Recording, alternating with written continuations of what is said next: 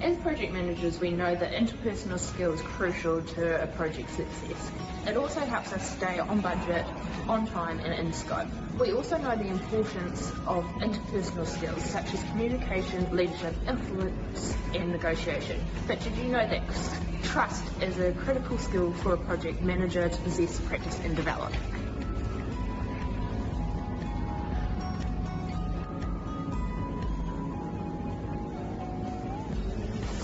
In this video, we will give you a description of trust, a few examples, and then a possible scenario you may come across how to approach it. So what is trust for project management? Here's Mark to explain. So what is trust in project management?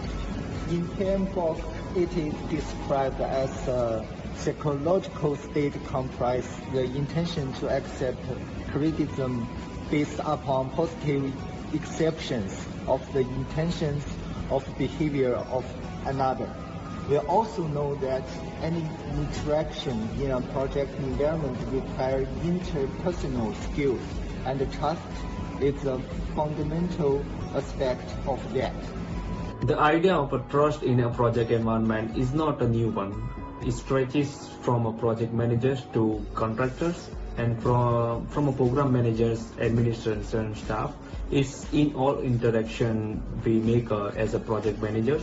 The idea we want to focus on today is how to be a project trust, as in what do we identify the need for it, how to we build it, and then how to maintain it. We will start by helping you identify the need for it, and it's a simple really, and you just need to look at the environment around you, and everyone you see you need to learn and trust them in order for the project to be a success. Now the question is, how do we build it and develop the idea of trust? It starts with a conversation. It starts with a joint idea and what is to be achieved and how we will be achieving it. A relationship is fundamental and indispensable component and condition for trust to exist. Trust building exercises are also a good idea for project teams to use at the start of a project delivery to enhance inter-team trust. Ideas to build trust include things such as establishing objective and measurable project rewards, choosing a staffing approach that allows for already acquainted team members, and stable team composition and full-time team membership. Having strong trusting project team relationships increases the likelihood of remaining competitive in the project environment, which is critical to business success. It also helps facilitate alignment of partner interests, enhances stakeholders' satisfaction, and supports the achievement of project goals. Cool. Now that we've covered the basics of what trust is, a few examples might help to further develop your understanding. We'll start by covering an example of trust outside the project management environment, and then a deeper look into some examples inside the project management environment. An example of trust in the normal world per se is trusting a teenager to borrow their parents' car, which you all know is probably a scary thought, but this example shows that trust is a belief that something and or someone is honest and full of integrity. Let's move on to some examples in the project management world. In the project management world, you, the project manager, must trust your team to get the job done. Translating that to an example includes not micromanaging your team. Let them do the work, let them try before you intervene. You have enough going on in your own role. From micromanaging, we can branch out to another example. During the initial phases of a project, we, as the project managers, can have a tendency to not focus on building strong working relationships. When relationships are formed, that trust level is already determined.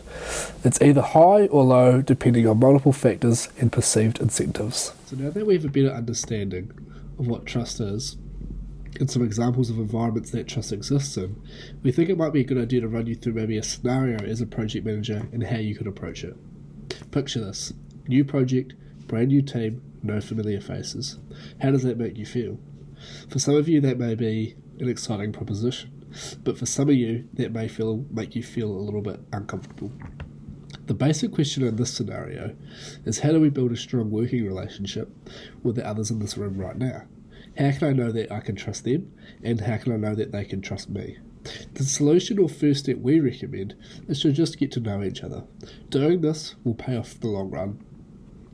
Buvik and Rolfson have identified that early integration of teams, development of a common philosophy, open communication, and early and clear role expectations can contribute to the development of trust in the early phase of a project. So we recommend laying out a plan first to create trust in the project team environment.